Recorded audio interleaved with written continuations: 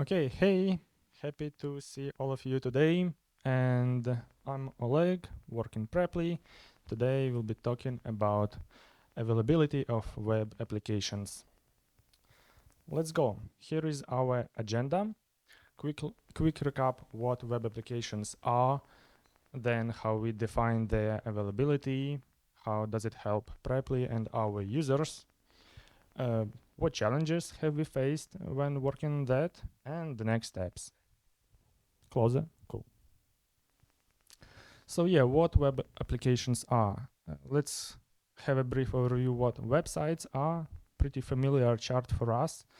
The only things that I would emphasize is that HTML is returned from servers, parsed by browsers, and that's how um, DOM, document object model is built. And thanks to that, browsers also can paint the actual pixels, actual user interfaces to our users. Yep, and how we monitor those kind of services, websites, namely. For the browser level, we have only usually kind of performance metrics called Web Vitals. It's pretty narrow level there. So the SRE book by Google defines data storages and servers as the main categories of servers we have, services we have, and we have pretty familiar, pretty common, actually the same metrics to monitor for those services. And in contrast, we have web applications, the highly interactive websites where navigation doesn't happen that often, and what happens what happens when users clicks buttons or navigate to some other pages is basically we manipulate the URL through the browser API by JavaScript, and that's how that's why we call those web applications single page applications that leverage client-side routing. And in contrast to websites, where the HTML is fetched from server and parsed by browsers, the actual DOM in web applications is built by JavaScript code that is fetched from some registry and often relies to data fetched from servers. And that's how JavaScript calls browser API for creating and adjusting DOM nodes that in turn results into updating our user interface. And yeah, those web applications are everywhere around us. Most of us are very familiar with them, and a lot of others. So what I'm going to do right now is basically to extend that definition of services with a kind of new, I don't know, front-end service, let's call it like that for now. And just like for usual servers, usual services, where we write our code, store it in some container registries and fetch it into the runtime and then run it there. Front-end services have JavaScript, also stored in some storages like AWS S3, fetched into the runtime. The browsers act as the runtime there. And yep, that's it. We're done with web applications. Now the turn how to define the availability of those applications, how to calculate the runtime. I basically tried to browse the internet to look how people define availability of those services, and I was really upset because everything that I found was either related to Web Vitals or to servers that return HTML, or just monitoring errors in tools like Sentry and similar. So, yep, I had to craft these slides by myself. So, availability. To understand what is availability, we need to understand what is the resource for web applications. Because yeah, since we ship the more JavaScript, the more code to our users, more likely it's going to break. And that's basically how it looks like. Completely blank web page. That's the default crash of web applications, since no JavaScript is executed, no DOM nodes is added. That's why we see only that HTML that only serves for the purpose of loading our code into the browser. So yeah, what metrics do we want to monitor for the web applications? We are not talking about throughput because basically each single user has their own runtime or browser, unlike with servers where users share the runtime between each other. Latency, it's about ranking your website in Google search results, and availability, how we define that. To understand what is availability, we need to understand what is the resource for those services. Let's go to this slide and recall how the DOM is created for websites. It's created by browsers that parse HTML string and build those DOM nodes. While in web applications, we rely on the business logic that we coded in JavaScript that often relies on some data returned from servers, and that's how DOM nodes are created, and actually users benefit from our service. So yeah, for databases and servers, we have response as a resource, and for web applications, it basically renders. I wanted to add also that renders also happen on a server in websites, but there they are wrapped with a HTTP response. While in web applications, there are no responses or requests between the browser and user. What's in between them is only a document object model with all the divs, buttons, and so on. So yeah, we define what is the resource and what is the failure of the resource. Do you have any ideas? What might go wrong here? Okay, that's basically just errors that code might be caught during creating those DOM nodes. And what we do with errors, we wrap basically all our code with the try-catch blocks. And that's how it looks for React application. By the way, yeah, frameworks are often used for building bigger web applications.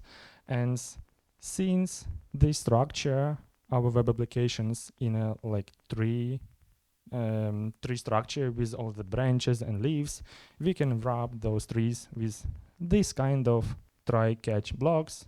For React, they are usually called error boundaries. So yeah, as you can see, our application might have header, sidebar, review list, chat, and all of that is wrapped with a try-catch block. So the most of the job is done. We know how to define the resource. It's basically a render. We know we can count all the errors caught during the rendering of all those resources, and math is left. It's how to calculate availability metric, service level indicator. It's successful renders divided by total renders. That's it with some terms. And now how does it help Preply? So first of all, it's much better error handling, because instead of confusing white blank screen, we can see at least some message. Of course, we can render here any other kind of user interface, but that's a default fallback that we can render when the error boundary catches some error.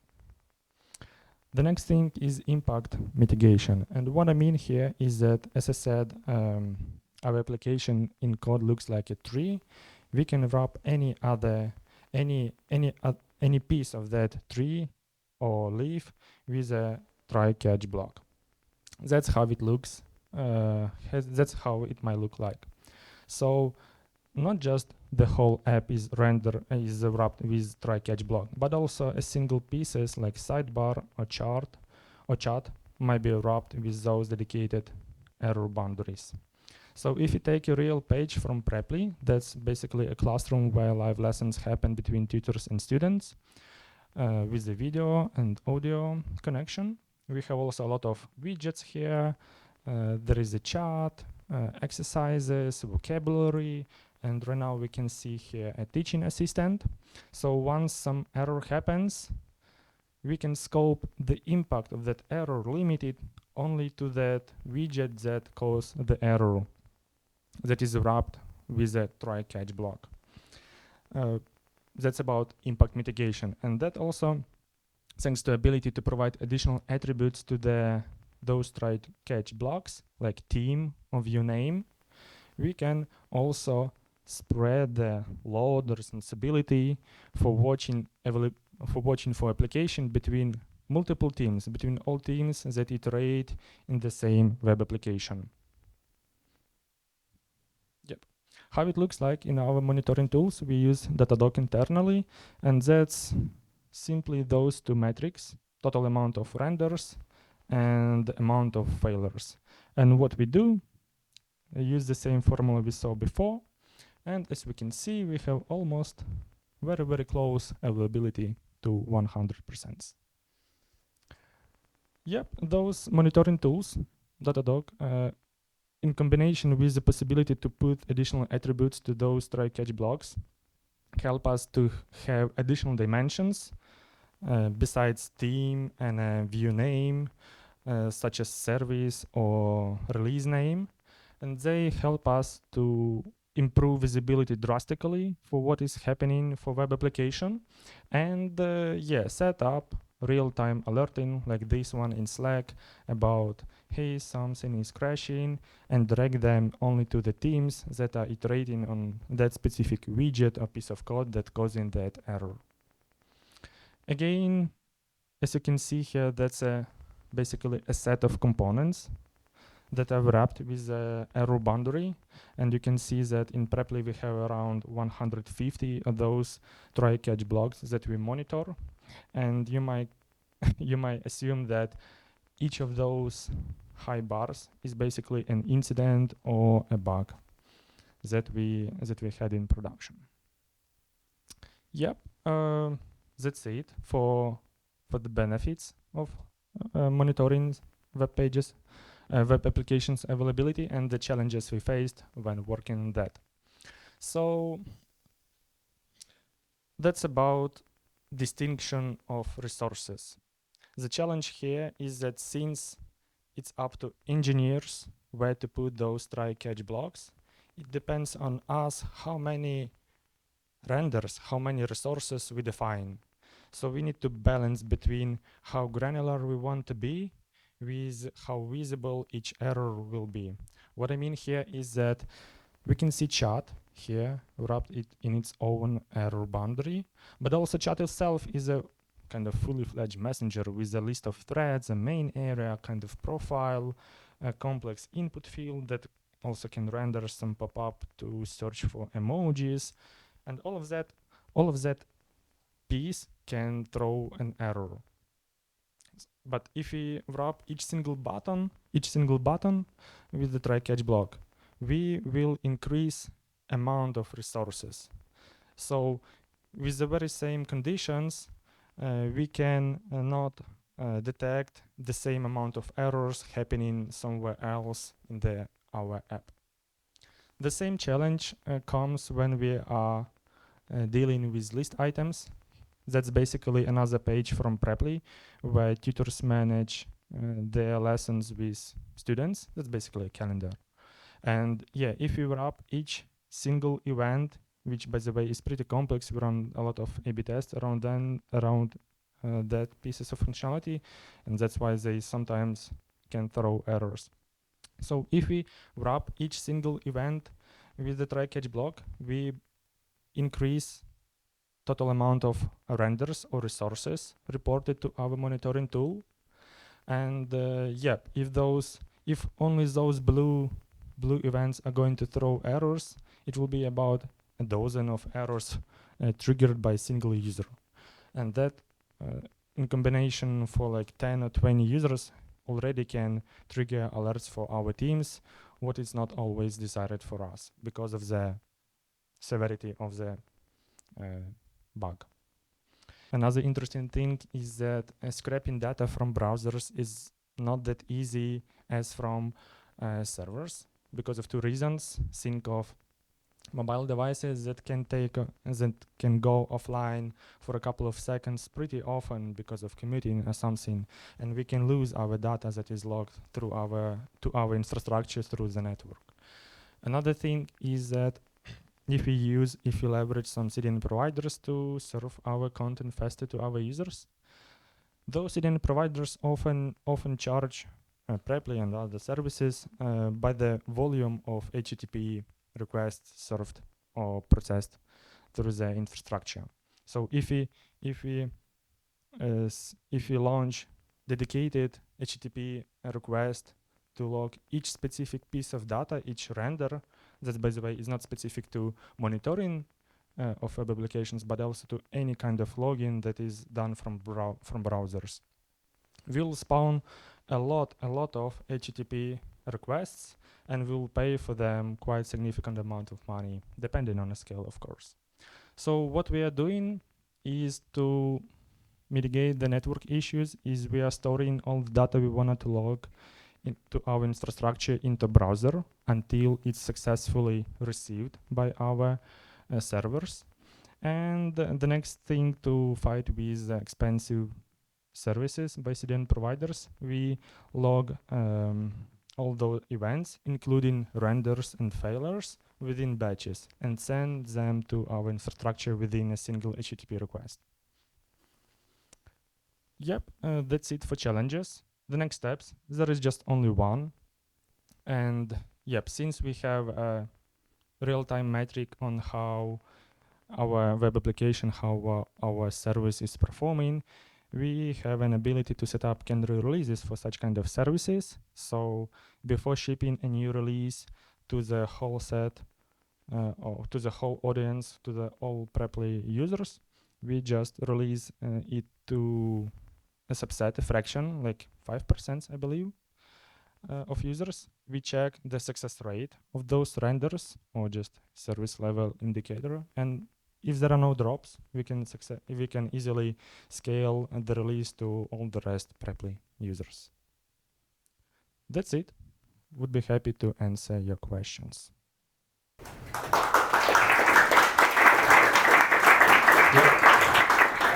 Yeah, I have two questions. First of all, what are you doing with false positive, false positive information when network issues, maybe some Datadog request or response are blocked by the uBlock or other, maybe.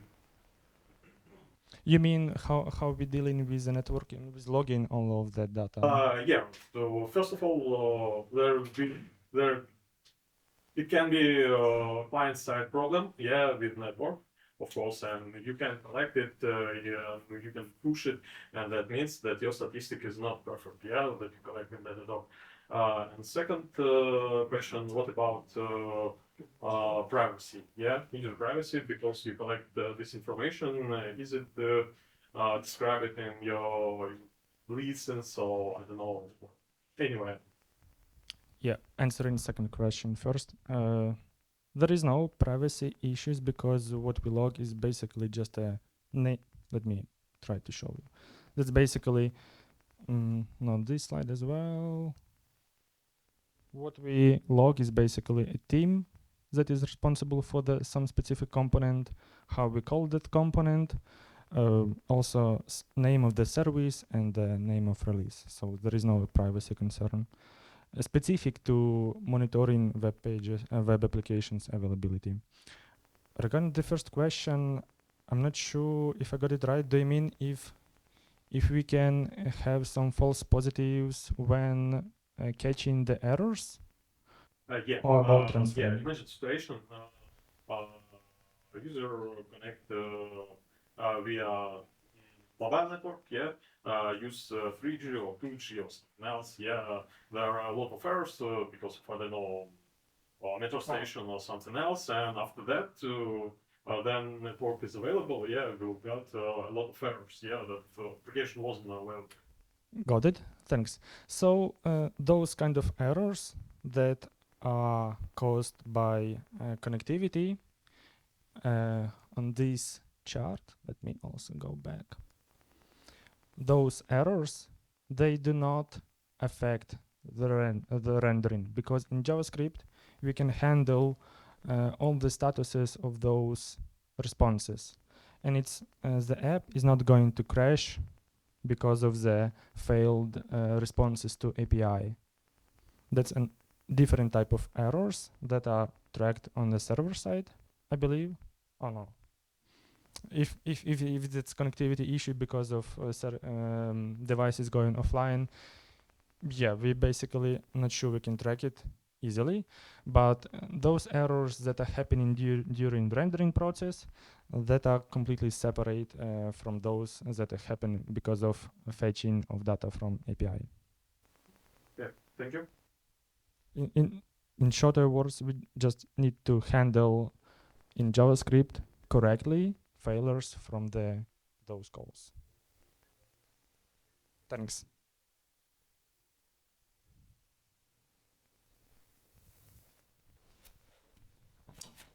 Right. So my question is regarding the batching that you do in the front end. So if it's in the browser, do you have a threshold in the memory limit, and how do you manage that? Yep. If I remember correctly, it's about we store it in local storage, and besides, we continuously monitor the size of local storage. In applications, we also have a limit, like I think about a couple of megabytes for those part for availability monitoring. Yep. Go ahead. Is that a custom implementation you did, or is that something that works with Datadog? Like, is that a feature of Datadog? Just custom. I believe it's about 100, 200 lines of code. Okay, cool. And how would you compare Datadog to Sentry? Like, is there a particular advantage that, appeals to you and that's why you chose it? I would say that those are completely different tools. Okay. Because Sentry is more focused on helping you to debug specific issues. And for us, Sentry is not really good in understanding what is the severity of some issues.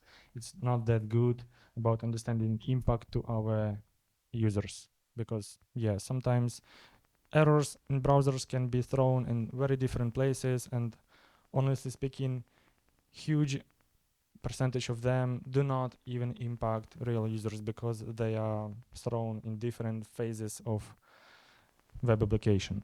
When it's rendered, when it handles these side effects, when some third-party code throws some applications and they log just in the console. And Datadog for us, it's more about monitoring and estimating the impact. I'm just curious if the user experience going to be affected with all these try-catch block that adding to the front end. Was there any research on how it's affect the user experience? You mean just wrapping our application? Yeah, is there any difference between if you don't include any of those metric sending? No, I don't believe there is any difference, since it just basically very simple components. For React, it's just regular class components, and adding additional component, like from the performance perspective, doesn't impact users at all. And I can't think of any other perspective.